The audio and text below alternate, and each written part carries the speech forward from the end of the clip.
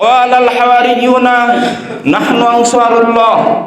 হাওয়ারিগণ ধোপাগণ বললেন, সেই সময় ধোপারা ছিল আল্লাহ রাসূলের অর্থাৎ আল্লাহর নবী ঈসা রুহুল আলাইহিস সালামের একমাত্র ঘনিষ্ঠ সহচারী, ঘনিষ্ঠ অনুসারী, অত্যন্ত তার নিকটবর্তী অনুসারী ছিলেন হাওয়ারিগণ। তারা বললেন, নাহনু আনসারুল্লাহি, হে আল্লাহর নবী আপনি ভয় পাবেন না, আমরাই আল্লাহর জন্য আপনার পক্ষে সাহায্যকারী, আপনার পক্ষে থাকব। এতে আমাদের জীবন চলে গেল, এতে আমাদের জীবন চলে গেল। নাহনু আনসারুল্লাহ, আমরা আপনার পক্ষে থাকব। ফামানা তাইফাতুম মিন বানি ইসরাঈল, এরপর বনি ইসরাইলের কতিপয় লোক ঈমান আনলো, একটি দল ঈমান আনলো। ওয়া কাফারা তাইফা, এবং একটা দল অস্বীকার করলো, কাফির হয়ে গেল।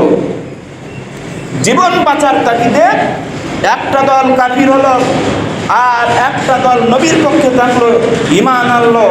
তারা মৃত্যুকে ভয় করে না।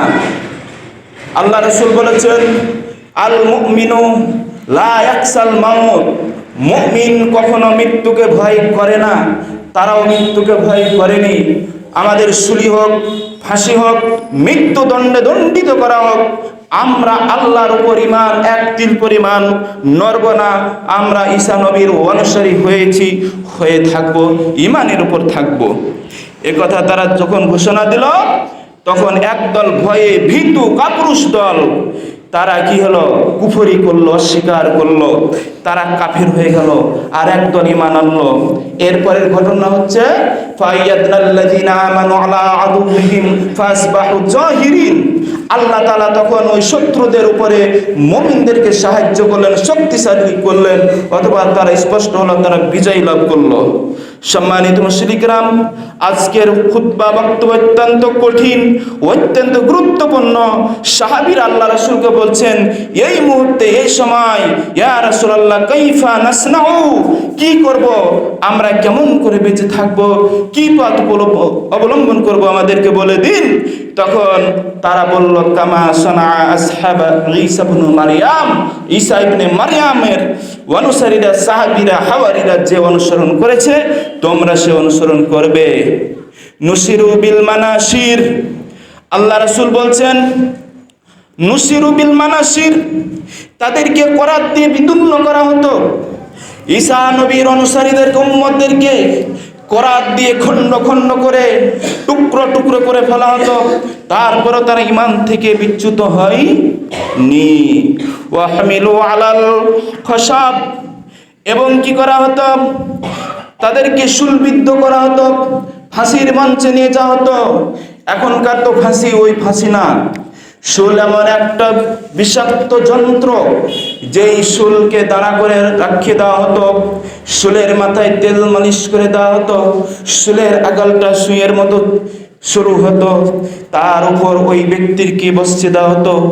মাথা, পা থেকে শুরু করে, অর্থাৎ নিচের অংশ থেকে শুরু করে পেটের ভিতর দিয়ে সেই মাথা পর্যন্ত ফিরে শুলে বিচ্যুত হয়ে যেত, ছিন্ন বিচ্ছিন্ন হয়ে যেত, লাড়ি ভুড়ি, এগুলো অবস্থা হতো। তাহলে তাদেরকে করাত দিয়ে চিরে চিরে হত্যা করা হতো, সরাসরি জবাই করা হতো না, সরাসরি ফাঁসি দেওয়া হতো না। এইভাবে করাত দিয়ে চিরে চিরে হত্যা করা হতো, এবং শুলের মধ্যে আবদ্ধ করে দেওয়া হতো, শুলের মধ্যে জড়িয়ে তাদের শরীর, তাদের লাড়ি ভুড়ি, রক্ত মাংস সব বিচ্ছিন্ন করে দেওয়া হতো। এই হতো তাদের দশা। এটা ছিল ঈসা আলাইহি ওয়াসাল্লামের অনুসারীদের দশা, অর্থাৎ পরিণাম। তাদেরকে এইভাবে তৎকালীন কাফের শাসকরা এই নির্যাতন করত, তৎকালীন কাফের নেতারাই নির্যাতন করত। তখন আল্লাহ রাসূল এই কথাগুলো বললেন যে এরপরও তারা আল্লাহর নাফরমানি করে নাই, ঈমান থেকে তারা বিচ্যুত হয় নাই।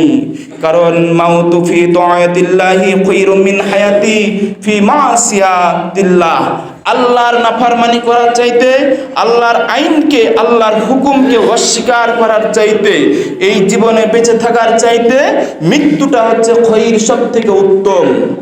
তাহলে আমাদের যদি ঈমান শক্তিশালী করতে হয়, মৃত্যুকে বেছে নিতে হবে। মৃত্যুটাই আমাদের জন্য আল মাউতু তুহফাতুল লিল মুমিন, মুমিনদের জন্য মৃত্যু হচ্ছে তোহফা বা উপহার, হাদিয়া। এই হাদিয়া আমাদেরকে গ্রহণ করতেই হবে। সম্মানিত মুশরিকরাম, তাহলে সেই সময় অন্যায়কে সাপোর্ট করা চলবে না। মৃত্যুর ভয় দেখা, তারপর আমরা মৃত্যুকে মেনে নিব, কিন্তু আমরা অসত্যকে, বাতিলকে, শিরককে, বিদআতকে, কুফরকে মেনে নিব না। এটাকে যদি না মানার কারণে আমাদের শুলি হয়, আমাদের ফাঁসি হয়, আমাদের হত্যা করা হয়, তারপরে আমরা অটুট থাকবো ঈমানের উপর। তাদের সেই সিদ্ধান্তে আমরা নত হব না, তাদের সেই অনুসারী হব না, তাদের সেই শিরকি, কুফরি, বাতিল মতবাদকে আমরা স্বীকার করব না। এরপরে হাদিসটা শুনুন। আব্দুল্লাহ ইবনে আব্বাস রাদিয়াল্লাহু তাআলা আনহু বলেন, রাসূলুল্লাহ সাল্লাল্লাহু আলাইহি সাল্লাম বলেছেন, আল ইসলাম ও সুলতান, ইসলাম এবং সুলতান রাজত্ব, রাজনীতি হচ্ছে ইখওয়ান, পরস্পর ভ্রাতৃত্ব বন্ধনাবদ্ধ। ইসলাম এবং সম্রাট, ইসলাম এবং রাজত্ব, ইসলাম এবং রাজনীতি হচ্ছে একটার সাথে আরেকটা বন্ধুত্বপূর্ণ সংযুক্ত। এটা আমি বলি নাই, বলছেন মুহাম্মদ সাল্লাল্লাহু আলাইহি সাল্লাম নিজে। সাহাবী আব্দুল্লাহ ইবনে আব্বাস এটা বলেছেন। তাআম্মুলা ইয়াসলুহু ওয়াহিদুম মিনহুমা, আল্লাহ রাসূল বলছেন সংশোধন হবে না একটাকে ছাড়া অপরটা, ইল্লা বি সাহিবিহি, তার সাথী ছাড়া। অর্থাৎ একটা ছাড়া অপরটার সংশোধন করা সম্ভব হবে না। অর্থাৎ এই রাষ্ট্র ব্যবস্থা, এই শাসন ব্যবস্থা এবং ইসলাম, এই দুটা জিনিস একে অপরের সাথে এত ওতপ্রোতভাবে সংযুক্ত, একটার সাথে আরেকটা কি না হলে চলবে না, সংশোধন হবে না। আল্লাহ রাসূল বললেন ফাল ইসলামও, তারপরে ইসলামটা হচ্ছে উসুল, ভিত্তি। অট্টালিকার যেমন ভিত্তি থাকে, ইসলামটা হচ্ছে সেরকম ভিত্তি। ও সুলতান, আর রাজনীতিটা হচ্ছে হারিস, ইসলামের পাহারাদার। তাহলে আপনি ইসলামকে রাজনীতি থেকে আলাদা করবেন কিভাবে?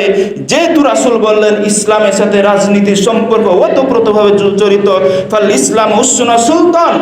তাহলে আমাদেরকে যে সমস্ত নেতারা এগুলো ভুলভাল বক্তব্য দিয়ে ইসলামকে সেই সুশাসন থেকে বঞ্চিত করতে চায়, তারা আসলে কোরআন হাদিস তারা পড়ে না, বুঝে না, জানে না, তাই কথাগুলো বলে। সম্মানিত মুশরিকরাম, এই জন্য আমাদেরকে সজাগ থাকতে হবে। প্রত্যেকটা মসজিদের ইমাম খতিবদের মাধ্যমে, কথাগুলো বলার মাধ্যমে প্রতিটা মুসল্লিদেরকে সজাগ থাকতে হবে। এই সমস্ত বিভ্রান্তিমূলক কথাবার্তা শোনা থেকে দূরে থাকতে হবে। তাহলে আল্লাহ রাসূল বললেন কি, যে ফাল ইসলাম উসুন, ইসলামটা হচ্ছে ভিত্তি, ওয়া সুলতান ও হারিস, আর সুলতানটা হচ্ছে হারিস, পাহারাদার। সুলতান মানে রাজত্ব, রাজনীতি। ওয়ামা লা উসুন, আল্লাহ রাসূল আরো বললেন যার ভিত্তি নাই, লাহু মুনহাদিমুন, সেটা অবশ্যই ধ্বংস হবে। একটা বিল্ডিং এর যদি ভিত না থাকে, এই বিল্ডিংটা ধ্বংস হয়ে যাবে। সাপোজ একটা ব্রিজ দেখলাম, ব্রিজের নিচে কোনো ভিত নাই, ওপরে শূন্য করে টাকা খাওয়ার জন্য শুধু শূন্য করে কিছু স্তম্ভ তৈরি করে রেখেছে, কিন্তু মাটির নিচ থেকে সেটা ভালোভাবে ভিত দেয় নাই, যার ফলে ব্রিজটা ভেঙে পড়ার উপক্রম। এরকম একটা বিল্ডিং এর ভিত্তি যদি শক্ত না হয়, সেই বিল্ডিংটা কি হবে? ভেঙে পড়বে। আল্লাহ রাসূল উদাহরণ দিয়ে বুঝিয়ে দিচ্ছেন যে ওয়ামালা উসলাহু মুনহাদিমুন, এক বিল্ডিং এর ভিত্তি যেমন না থাকলে সেই বিল্ডিং ভেঙে পড়ে। ওয়ামালা হারিসুল্লাহু সানি, আর এর পাহারাদার যদি না থাকে, তাহলে সেটাও কি ধ্বংস হতে অনিবার্য। এই জন্য আল্লাহ রাসূল বলছেন যে আল ইসলাম উসুন ও সুলতান হারিস, ইসলাম এবং রাজনীতি উভয়টা হচ্ছে ভিত এবং পাহারাদার।